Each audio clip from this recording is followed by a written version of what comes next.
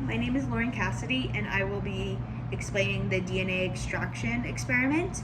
So to begin, DNA is made up of nucleotides. Those nucleotides are adenine, thymine, cytosine, and guanine, and they form complementary base pairs that are held together by hydrogen bonds and then form a double helix structure.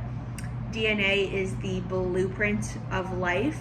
It stores all of our genetic information needed for proper function and development. Without DNA, we wouldn't be here. So for our DNA extraction experiment, we will be extracting the DNA from split peas. So to begin, I added the split peas with water and salt and blended that together. The salt was added to the mixture in order to neutralize the negative charge on the DNA backbone. This allows it to clump together and then have the DNA precipitate out of the solution. So essentially the salt helps pull the DNA out and make it a viable pellet.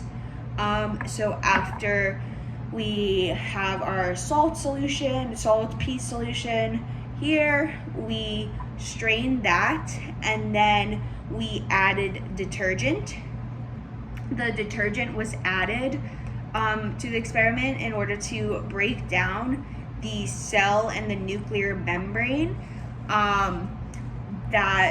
which then allows the DNA from the nucleus to spill into the solution.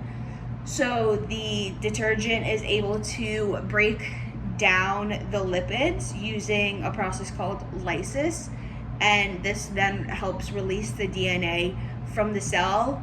Without the detergent, there wouldn't be any DNA present, so we wouldn't be able to obtain any results. So after we added our detergent, we let that sit for 10 minutes. We put it in the fridge for 10 minutes. And then after we added that to our test tube here, so we added a third of the pea mixture, and then we added half of the papain powder, which is found in the form of meat tenderizer here, and that was added because it acts as a protease enzyme, which breaks down the proteins that are attached to the DNA, allowing for a cleaner and more isolated DNA sample. So essentially it cleans the DNA and removes proteins attached, such as histones, and it allows the DNA to be separated and released from all other components.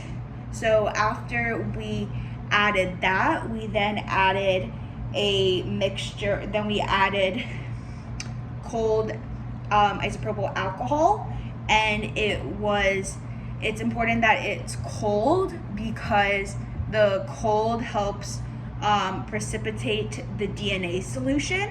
So DNA is less soluble in cold, so this helps the DNA clump and collect together, which then is visible here. So this is our visible DNA that we extracted, and you can see it is like a clear, white, stringy, mucousy solution. It is more than I expected, to be honest, but that is our DNA that we extracted from this experiment. Thank you.